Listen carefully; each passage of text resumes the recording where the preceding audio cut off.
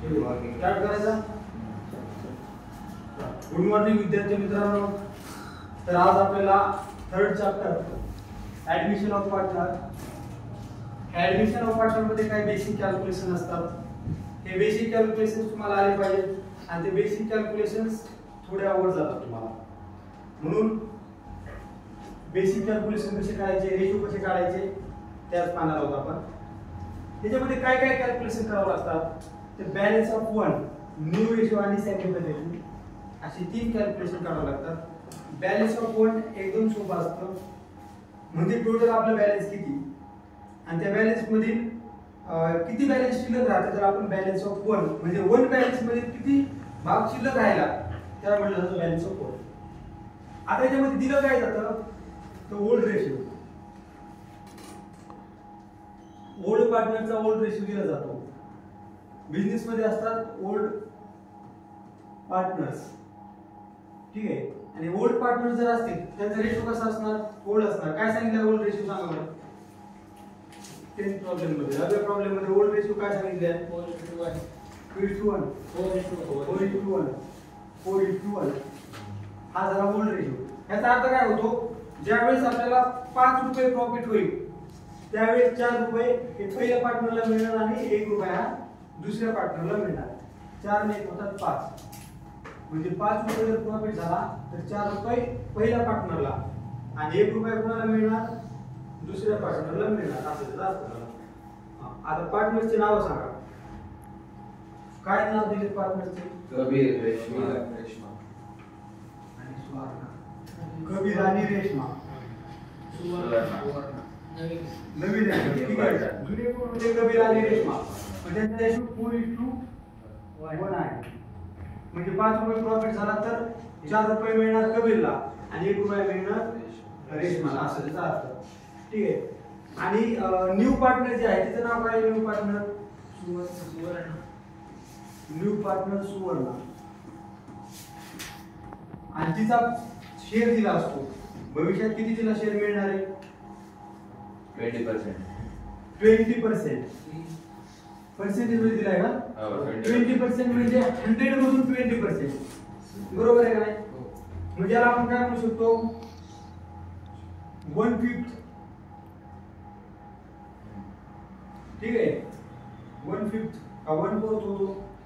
1/5 100. याला 1/5 म्हणजे 5 रुपये प्रॉफिट झाला तर 1 रुपया तिला मिळणार. नवीन ज्यावेळेस प्रॉफिट होईल त्यावेळेस, ज्यावेळेस नवीन पार्टनर ऍड होईल त्यावेळेस त्याला 1/5 मिळेल किंवा 20% मिळेल. आलं सर. आता पहा इतक्या गोष्टी आपल्याला दिलेल्या आहेत. म्हणजे काय काय ओल्ड रेशो आणि हा नवीन पार्टनरचा शेअर दिलेला आहे. जुन्या पार्टनरचे दिलेले जुन्याप्रमाणे आणि नवीन पार्टनरला भविष्यामध्ये 1/5 शेअर किंवा 20% प्रॉफिट मिळणार आहे. 1/5 तुम्हाला काढता आला पाहिजे. 20 मधून 20% म्हणजे काढता येईल का? म्हणजे 100 मधून. लक्ष द्या कसा असते 20% हे 100 मधून असतात. 0 जर कटले तर किती राहतात हे 10 मधून 2 म्हणजे 5 मधून 1 रुपया त्याला मिळतो. म्हणजे 1/5 झाला. समजलं? आपण जास्त करतात. आता तुम्हाला बॅलन्स ऑफ वन काढावं लागतं. काय काढावं लागतं तुम्हाला? Balance of one. आता बॅलन्स ऑफ वनचा काय अर्थ होतो, तुमच्याकडे किती बॅलन्स अवेलेबल आहे त्याच्यातून किती बॅलन्स शिल्लक राहतं त्याला बॅलन्स ऑफ वन म्हणतो. आता तुमच्याकडे समजा असं मी सर्कल काढलं, इतकं बॅलन्स आहे तुमच्याकडे. आता हे बॅलन्स ज्यावेळेस 2 पार्टनर होते, कबीर आणि रेशमा असे 2 पार्टनर ज्यावेळेस होते त्यावेळेस त्यांना किती बॅलन्स मिळत होतं? एकाला मिळत होतं 4 आणि एकाला मिळत होतं 1. बरोबर आहे. म्हणजे जे 5 भाग करावे लागत होते आपल्याला.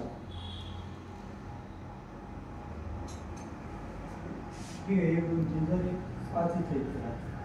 ठीक आहे. 5 भाग झाले कमी जास्त. तर या 5 भागातून 4 भाग 1 2 3 4 भाग हे कोणाला मिळत होते? कबीरला मिळत होते. आणि जो 1 भाग आहे हा 1 भाग कोणाला मिळत होता? राहिलेला रेशमाला. म्हणजे 4 आणि 5 होणार. हे रेशमाचा भाग आणि हे 4 कबीरचे भाग. असं जास्त. मग आता हे जे पूर्ण बॅलन्स आहे ओल्ड रेशो प्रमाणे झाले. आणि ज्यावेळेस नवीन प्रॉफिट होईल त्यावेळेस हा नवीन प्रॉफिट जर असेल न्यू प्रमाणे आणि इथं ओल्ड. ठीक आहे. इथं काय सांगितलं नवीन प्रमाणे नवीन पार्टनर सुवर्णाला 1/5 शेअर मिळणार. म्हणजे इथे 5 भाग करणार तुम्ही, इथे किती भाग करणार 5,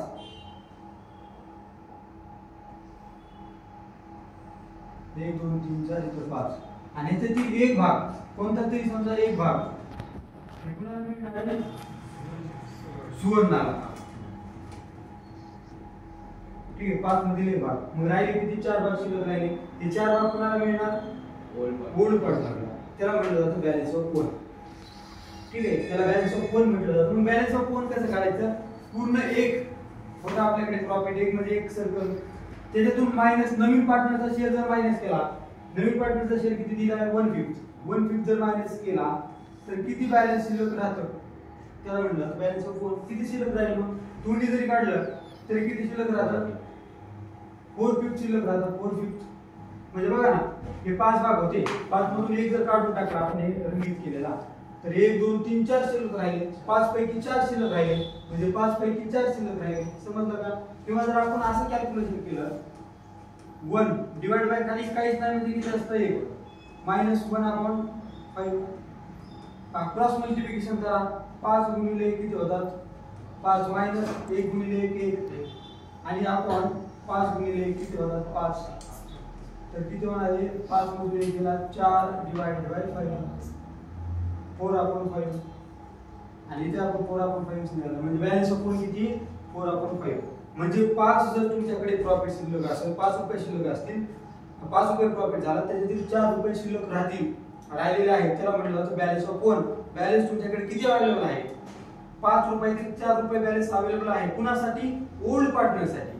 आणि आता आपल्याला ओल्ड पार्टनरचा न्यू रेशिओ काढायचा आहे, ओल्ड पार्टनरचा न्यू रेशिओ, ठीक आहे. आपल्याला आता बॅलन्स ऑफ वन आपण काढला, आता न्यू रेशिओ बघा, न्यू रेशिओ आता कसा काढला जाईल, balance of one into old ratio केला तर न्यू रेशिओ निघणार, बरोबर. म्हणजे जितकं बॅलन्स शिल्लक आहे तुमच्याकडे त्याला जर आपण नवीन रेशिओ प्रमाणे जितकं बॅलन्स शिल्लक आहे त्याला ओल्ड रेशिओ इंटू केलं तर नवीन रेशिओ निघतो. Calculation of new ratio is equal to new ratio equal to old किंवा बॅलन्स ऑफ वन अगोदर घ्या, काय घेतलं ते चालतं, balance of one into old ratio,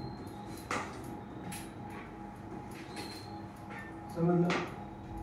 आता बॅलन्स ऑफ वन किती आहे आपल्याला माहिती 4/5 इंटू, आता आपल्याला पहिल्याचा काढायचा म्हणजे पहिले कबीरचा काढायचा, इथे कबीर घ्या, कबीरचा न्यू रेशिओ काय असणार 4/5 balance of one into old ratio किती त्यांचा, ओल्ड रेशिओ किती आहे 4/1 हा त्याचा ओल्ड रेशिओ आहे. असं ज्यावेळेस इथं मल्टिप्लिकेशनचं चिन्ह असतं क्रॉसचं चिन्ह असतं त्यावेळेस सरळ सरळ गुणाकार करा, किती होणार आहे 16/5 बरोबर आहे का 16/5. त्याच्यानंतर उलट सांगतात 1/4 आहे. कबीरचा किती, कबीरचा रेशो बघा ना अगोदरचा किती होता 4:1 होता रे, 4:1 होता. त्याला 4/1 म्हणत नाही, त्याला म्हणतात 4/5 आणि 1/5. ते म्हणलं काहीतरी असेल 4/5 इज इक्वल टू तुम्हाला इजी इज टू आणि डिवायडेड किंवा जर आपणचा म्हणजे जोडच नाही समजलं त्याच्यामुळे सांगितलं 4/16 होतात डिवाइड बाय 25 ह्याची संख्या जास्त असते तरी मला असं डिवाइड बाय 15 25 आणि 16.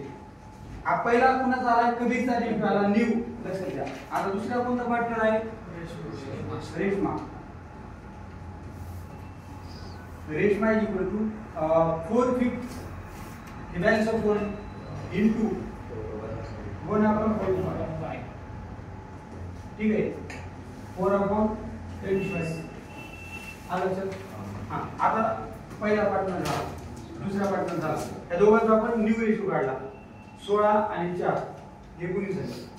25 मधील 16 याला भेटणार 25 मधील 4 याला भेटणार बरोबर 20 झाले. मग किती शिल्लक राहिले 5 शिल्लक राहिले ना. मग आता राहिले 5 कोणाला मिळणार आहेत 5/25 सुवर्णाला तिसऱ्या नंबरच्या पार्टनरला सुवर्ण आणि तिचा रेशो काय सांगितला आहे, तिचा भाग किती सांगितला होता 1/5. हा 1/5 जरीचा 1/5 आणि 5 डिवाइड बाय 25 सेमच आहे. 5/25 आणि हा 1/5 सेमच आहे. कसा सेम आहे? 5 रुपयातील 1 रुपया मिळणार, 10 रुपयातील 2 रुपये मिळणार, 20 रुपयातील 4 रुपये आणि 25 रुपयातील 5 मिळणार. बरोबर आहे का? म्हणजे याला इंटू 5 जर केला दोन्ही संख्येला तर 1 इंटू 5 होणार आणि 5 इंटू 5 25 होणार. आलं लक्षात?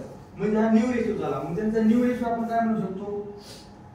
16:4:5. आता आणखी शॉर्ट करता येतं का? नाही करता येत.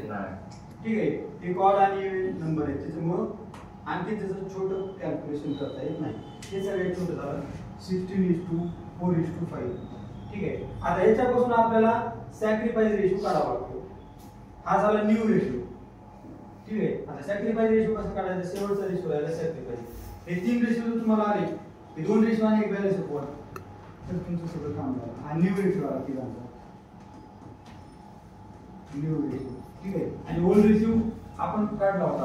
ओल्ड किती होता? 4:1.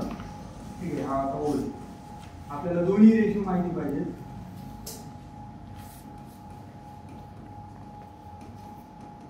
ठीक आहे. आता सॅक्रिफाइस रेशो कसा काढायचा?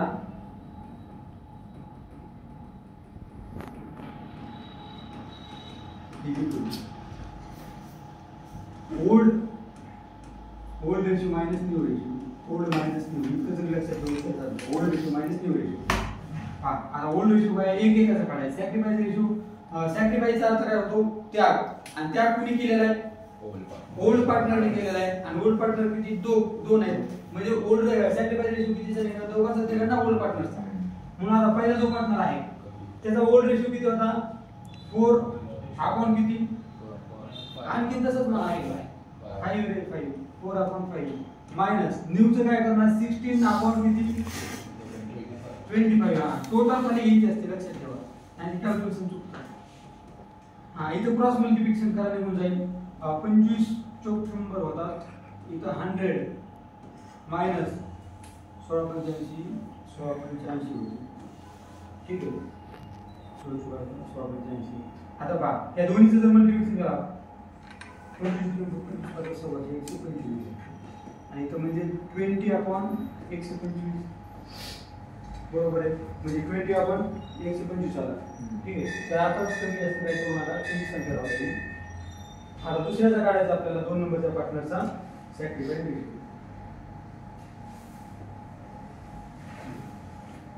पहिल्याचा निघाला. ठीक आहे. 2 नंबरचा पार्टनर जो कोण असेल ते कसा काढणार? त्याचा ओल्ड रेशो काय? 1/5 मायनस न्यू काय? 4/25. बरोबर आहे. क्रॉस मल्टिप्लिकेशन केलं तर 25 मायनस 20 डिवाइड बाय 125. ठीक आहे. आणि हे जर मायनस केलं तर किती राहणार आहे? 5/125.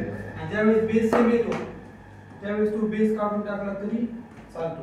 म्हणजे त्यांचा सॅक्रिफाइस रेशो काय येणार आहे? 20:5. आणि त्याला शॉर्ट फॉर्म करता येतो का? येतो ना. काय येणार? 4/1. कसा? दोन्हीला 5 ने डिवाइड होतं.